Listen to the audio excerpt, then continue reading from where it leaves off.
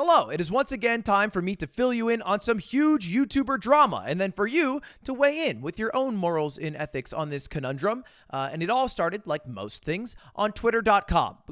X.com now. I really don't want to call it that. And specifically from this tweet. Here's my live Mogul reaction. From Mudahar, it says, "Just a shame garbage like this fills the recommended tab." And it's referring to this tweet, which says, "Let me know spends months researching, scripting, and editing a video just for React streamers to re-upload the entire thing and provide zero input. And the offender at hand, XQC, who re-uploaded the entire reaction to his own YouTube channel." Yep.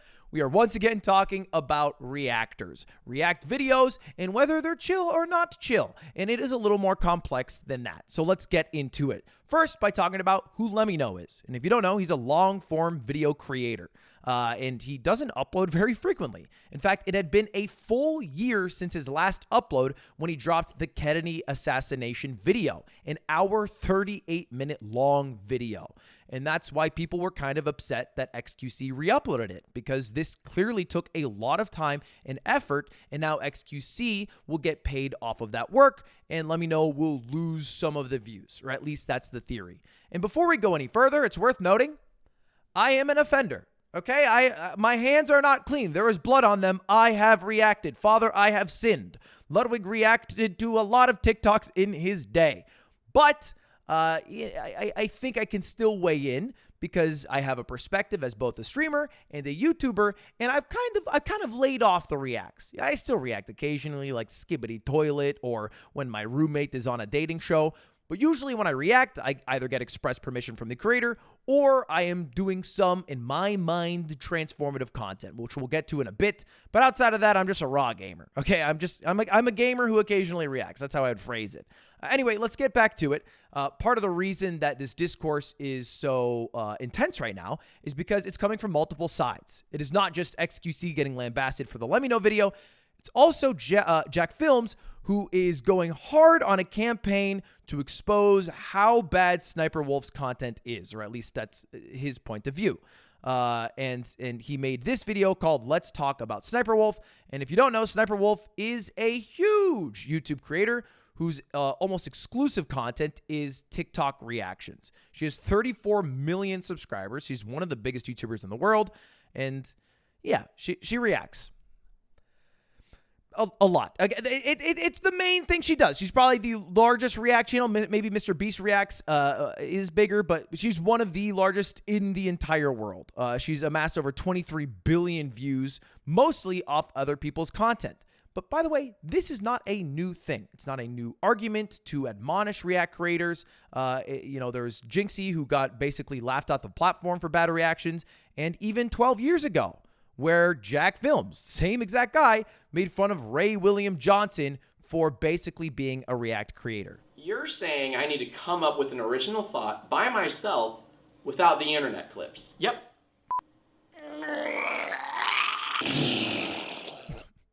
Insane special effects back then.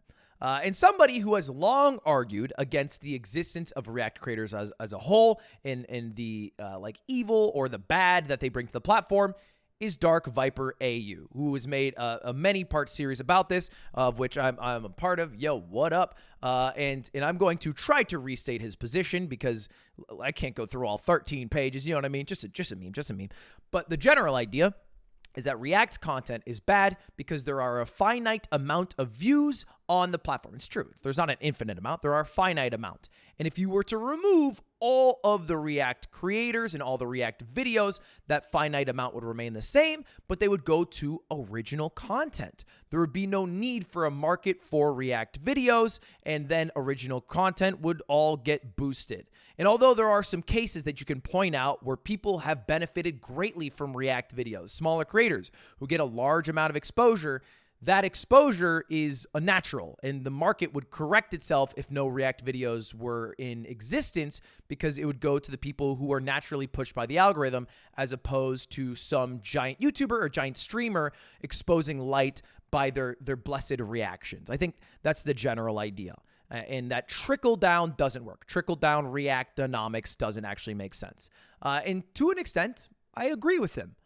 But I don't know if I fully buy the theory that if you removed all React creators in all React videos, that you would have the same amount of views and impressions. I would argue it would go down, right? The same way I would argue if we removed all gaming videos off YouTube, like if we had some moral argument against gaming because it makes people more violent, we should remove all gaming videos, that YouTube's total impressions and views would remain the same. I think they would go down. Maybe they would go up again over time, but I think if you were to remove all reacts, it's not like it 100% cannibalizes original content. I think it also adds people to the platform. But outside of that, not all React videos are made the same. There's two arguments kind of forming here. And the first one is arguably more important. What is a React video? What is it? What is a chill one? What is a not chill one? Because there is a huge difference, right? We can tell just by looking at a video like Real Lawyer reacts to the Little Mermaid. This is fine. I'll let it play for a bit. Something really bothered me about this movie. Yes, it was the legal contract. I was an extremely litigious 5-year-old. So today we're gonna make that little boy very happy. We're gonna talk about whether Ariel's contract with Ursula the Sea Witch, where Ariel trades her voice for legs in an effort to win the kiss of true love from a human that she just met earlier that day and who doesn't know that she exists because, you know, Disney is a legally enforceable contract. Now, this is interesting, right? This is a lawyer with some pedigree reacting to The Little Mermaid through the lens of the law. We're adding some value and some commentary that a layman would not otherwise know. And this falls under fair use. It is a React video. He does directly pull clips that he is reacting to, but it's a little different than somebody on twitch.tv who is sleeping, who is playing videos, right? That we can see the difference here. And I'm not here to narc. I'm just here to show that not all reactions are made the same. And because of that, they're not treated the same in the court of law. Generally, there's something called fair use, which let me be clear here, nobody fucking understands. Like everyone has a vague understanding, but nobody has the same understanding. And I went to university and I did a copyright law class as a journalism student. I still don't really get it. I don't really get it. And to be honest, I feel like it also would differ depending on the judge reporting on the case. But generally, fair use constitutes a few rules. It is fair use if the purpose and character of the use, including whether such use is of commercial nature or is nonprofit or educational, which doesn't really apply here. So it's not really fair use for that reason, because if you re-upload a video on YouTube, it's usually for commercial use to make some money on it. It's not really educational, although I guess maybe Legal Eagle's an example. Again, I don't know. Second, the nature of the copyright work. Third, the amount and substantiality of the portion used in relation to the copyrighted work as a whole, aka like the Legal Eagle pulling clips from it as opposed to watching the entire thing in a stream. And then finally, the effect of the use upon the potential market for or value of the copyrighted work, which I think is like how you are using that copywritten work. And then there's another word that everybody likes to throw around, which is transformative. Did you transform the original content? And there's arguments that, hey, you transform it if you are in the corner and pausing the video and making some jokes. But like, what's the line? Like, how many times do you have to pause? How many jokes do you have to make? How much of the video are you allowed to include? And this has gone to court before. You probably remember the H3H3 lawsuit that they won against Matt Haas, where they were sued because they reacted to a video, but the court was like, you know what? This is fair use. But very specifically, the judge said, this ruling does not mean that all reaction videos constitute fair use. And it's very clear that people have crossed the line, obviously, of what fair use is. And I think the biggest offender of this are streamers, because it's just the nature of streaming. Streaming rewards people who stream longer and more consistently. And you can do games and things like that, but generally the best thing to stream are things that you can do long time, repetitively, that a viewer who tunes in maybe halfway through a section or a segment of a stream can instantly understand.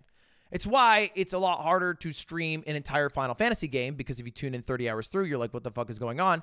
And it's a lot easier to stream a battle royale or watching videos on YouTube. You watch a 10-minute video, great. You tune in halfway through, you kind of get it, and you'll get to watch the next video. And streamers have taken this to the extreme or they just outright watch TV shows. And this is something I've admonished in the past because, well, I think it's just going to get all of streaming in a whole boatload of trouble because the copyright law and the lawyers of commercial television are a little stricter than Let Me Know or Summoning Salt. You know, that they are willing to really take down the whole industry if they have to. And one final thing and final note on the legality of it all. What market does it occupy? Now, this was a lawsuit with Jeff Koons and another artist. This was the original picture of some artists, and Jeff Koons used it in this art piece with feet or whatever. And part of the ruling and why they were like, hey, you know what? This is fair use, Jeff Koons. You're allowed to use this art, was because Blanche's photograph could not have captured the market occupied by Koons' work. And I think an issue that I see is when streamers take a reaction that they do on Twitch or on Kick or wherever, and then they re-upload it to YouTube, it dominates the same exact market. This is the same market. You can see Let Me Know's video on YouTube, or you can see XQC's reaction to Let Me Know on YouTube. It is cannibalizing the same amount of views, which is a little different than if you take it and you add a reaction to TikTok, or you take a TikTok and you add that reaction to YouTube. There's little layers of intricacy there. But the question at hand is, what are YouTubers meant to do? Because this problem has been going on for 12 years, and we can talk about it. We can make XQC the boogeyman, or whoever the next boogeyman is that reacted a little too shittily and then made too much money off of that. But the problem will always persist, right? Like I'm at a position where I am large enough that I can now consider morals and ethics. And I can think to myself, well, you know what? Maybe I don't want to be an asshole and I don't want to take this creator's videos. So generally when I react, it's people who allow me to react to the videos, like a Daily Dose or a Jubilee or a Summoning Salt or a Jet Lag. But I don't really react to people who aren't chill with that. I try not to at the very least, and I do it very minimally. But I'm only allowed to do that because of the position I'm in and because of the amount of money I made. I promise you, when I had like 100 viewers and I was grinding because my dream was to be a full-time Twitch streamer, I did not even consider once the morals and ethics of reacting to a video. I thought to myself, I want to make it at all costs, and this is what people do. It's just how it goes. And so it doesn't make sense to me to expect and put the onus on individual creators to try to make the change, which will just result in smaller creators or maybe larger creators who have less morals and ethics and don't give a shit to continue and take the mast of reacting in bad faith. I think the issue needs to be solved at the root, systemically, and specifically by YouTube. YouTube needs to do a big change because right now there is a problem on youtube.com. Love the damn website, but I don't think they are doing enough to stop React content. In the past, they've literally supported React content. Specifically, they've tweeted out things like, how does Sniper Wolf find all her ideas? Well, she takes most of the videos. It's not very hard. But I think YouTube needs to give creators more tools. This right here is a hub that shows me everyone who has taken my content and re-uploaded it.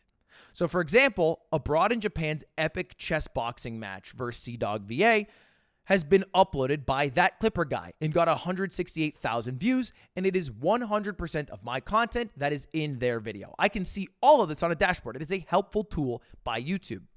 But what are my options? Well, I can archive this, which just means, hey, I'll get over it and no longer see it in here anymore. But that doesn't solve anything. That just makes me stop looking at it. I can email them and be like, please, can you stop taking all my content? Or I can take a much harsher approach and I can request a video removal, which would take down their video and give them a copyright strike. A strike which, if they get 3 of, would take down their channel as a whole, which is a pretty big step to make. And trust me, I know firsthand because I've gotten strikes in the past, specifically from CGP Grey. I watched a couple of his videos on stream, specifically on Twitch years ago, like 2021, and I uploaded them to a VOD channel. Not even personally, I just uploaded all my stuff to VOD channel because I want an archive of what I do. And I woke up 2 years later to 2 strikes from videos that were uploaded a year apart. I think one in 2021, one in 2022. And CGP Grey, I think, saw that much later and said, yeah, fuck them. which is fully within his right. I'm not mad at him for doing this. I sent him an email. I apologize. Shit, I was a Patreon member before Patreon was Patreon. It was called Subbable to CGP Grey in 2015. But there should be another tool. Specifically, there should be a tool for creators to claim the monetization of a video. That doesn't exist right now. Well, kind of a lie. It only exists for certain companies and MCNs.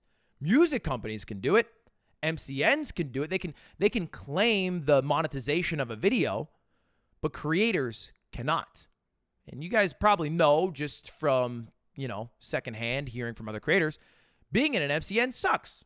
They have to reroute all the money that YouTube sends through that MCN, and oftentimes they can end up siphoning a bit off the top, like which happened to Ethan Klein when his MCN took $600,000 without really telling him. Now, they eventually paid it back, but that's not something I want to do. But for whatever reason, because I'm not a part of an MCN, I can't do simple things like geo-block my content if perhaps what I'm doing is totally free use, but maybe not considered free use in Japan. Or if I want to claim because somebody used my content and I'm cool with it being up, but I want to make some money off of what I've done. Similarly, that option should be available for somebody like Let Me Know. They should just have the tools in one click to instantly make money off of XQC's video. Because then it wouldn't be so stressful if somebody was uploading React content. It just means that you would have more money from different pools. And maybe people would still be not okay with it, in which case you could take it down. But let's be real. If a creator tries to take down an XQC or whoever it is, they're going to get in a world of hate because of it, and it's just totally not worth it. And then the archive option's not really an option, so let's add a real option. Let's allow creators to actually claim monetized content. Maybe you have to have some sort of like minimum amount of subscribers so that people don't do too many false copyright claims. I don't know. Or maybe you have to more harshly punish false copyright claims. I don't know. But I think we need to add a new step, YouTube, to help out creators and give them more tools and options. That's it. All right, I've talked for too long. Goodbye. See you later. Have a good one. Goodbye. Peace.